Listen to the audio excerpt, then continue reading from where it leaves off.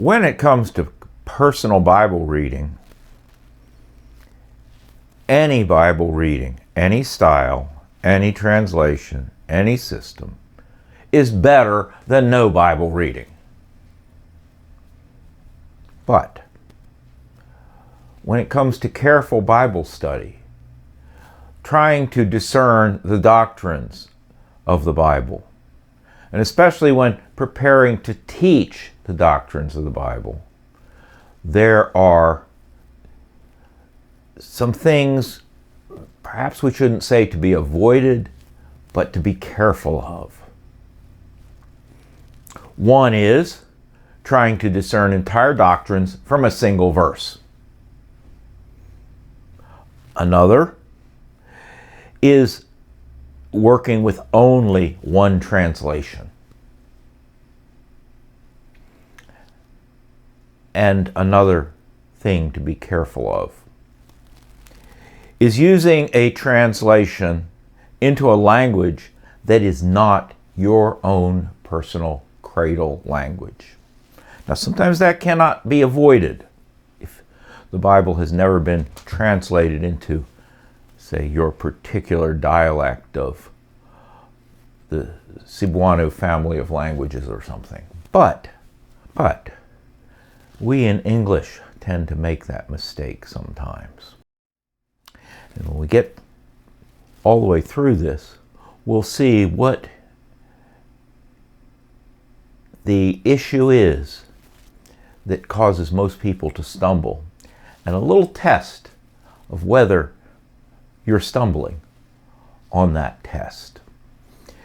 Today's scripture, this is part 1 of the study of 2 Corinthians chapter 3 and verse 13.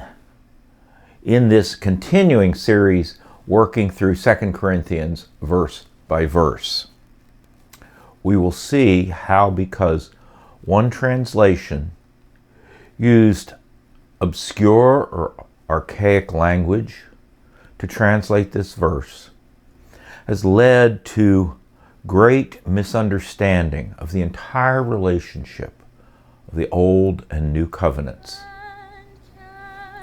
because of one word in this one verse. An interest in the Savior's blood, died he for me, who caused his pain, for me who him to death pursued. And so, reading 2 Corinthians chapter 3 and verse 13 from the King James.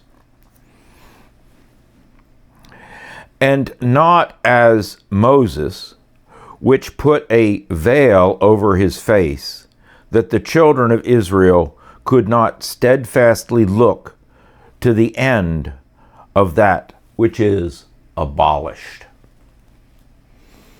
To the end of that which is abolished. And scholars for centuries, and it has been centuries since this was translated, for centuries have debated what is that which is abolished. Now perhaps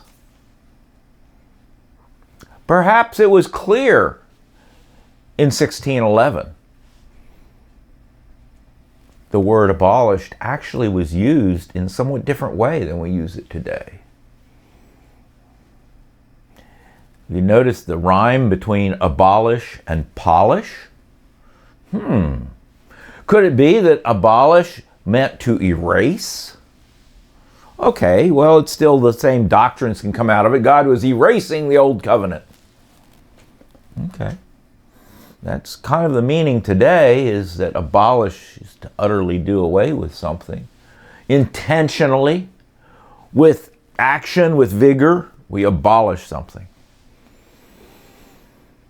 And so from this one verse, the old covenant is utterly abolished. And you see a lot of people today that say, I only need the New Testament. I don't even have a Bible with an Old Testament in it. I only have a New Testament because I only study the New Testament because the Old Testament, the Old Covenant has been abolished. Is that what it really is teaching? Because there are so many other verses in Scripture. Oh, there we go. One verse. Shall we pit one verse against another? There are other verses where Paul says, but the law is holy and righteous and good. It doesn't sound like something you abolish.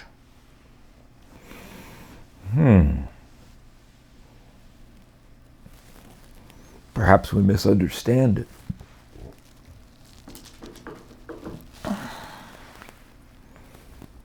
Let's look at another translation. We'll go next to the Berean Study Bible and see what it says. It's a very literal translation, yet in modern English as we speak it, and yet very literal. They've done quite a masterful job on that. 2 Corinthians 3:13 in the Berean Study Bible translation. We are not like Moses, who would put a veil over his face to keep the Israelites from gazing at the end of what was fading away. What was fading away? Well, you could still get the same doctrine from that. You can argue, well, the old covenant was fading away. I mean, this is when Paul wrote, it's Bible times, so it hadn't, the temple had not been destroyed in 70 AD yet, so it was only fading away, but now it has faded away completely. Is that what it's saying? And then there is the New International, which translates in a way as to get the sense of things, and sometimes it gets it wrong. Usually it gets it right in the older versions of the New International, the original ones, 1977, and so on. And here's how it renders the same verse. We are not like Moses, who would put a veil over his face to keep the Israelites from gazing at it while the radiance was fading away. At it. Well, what is it? It's Moses' face. Remember in Exodus, it says, chapter 33, I believe, it's when the second tablets of stone were brought down from the mountain, and he would go into the tent of meeting to get the latest, more commands from God, and he would speak face to face with God, and when he came out, his face was shining. It was radiating light. The Israelites could not bear to see it. We've been discussing that in numerous verses in this series, the last several verses. They can't bear to see his face because it's shining, and the veil is put over his face. And here it says, while that radiance, the radiance of Moses' face, is fading away. So it's not the old covenant that is fading away or that is abolished, that is erased. So this radiance was being erased from Moses' face over a period of time. But while it was still shining, he had to have a veil over his face because it was too frightening for the Israelites to look upon.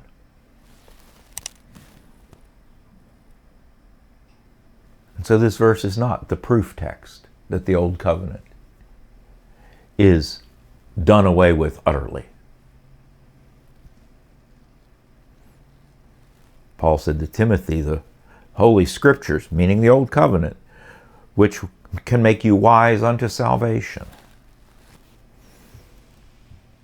It's not abolished, it is fulfilled. There's a big difference. And the radiance, the thing that was fading away, was the radiance of Moses' face back in the days when they were at the foot of Mount Sinai. The King James Bible was translated as accurately as they knew how, and still one of the best translations. If you speak Elizabethan English. At least one translation, otherwise very good translation, the New American Standard, made a horrible error of the committee when, in order to be popular, in order to, I won't say in order to sell Bibles, in order to be acceptable to a large number of American readers in the church, preserved the reverent language in prayer. Is it reverent language? Is that what the King James gave us when we say, "Thy kingdom come"? Is it? Did you grow up speaking Elizabethan English? When you were just a toddler, did you say to your daddy, did you say, "May I see what you have in thine hand? What you hast in thine hand?" Or did you say, "May I see what you have in your hand"? I'm guessing you said, as you learned English at home as a small child, "Daddy, let me see what you have in your hand." But in 1611, and before that especially, in the days of Shakespeare and so on, because the King James was deliberately written in old-fashioned language, old-fashioned in 1611. So if you were in 1550, you would have said, "Papa, what hast thou in thine hand?" Why does he say thou and thine? Because he's your daddy.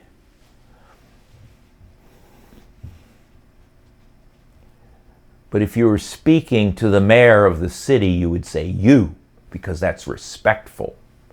So the respectful language in the King James is you.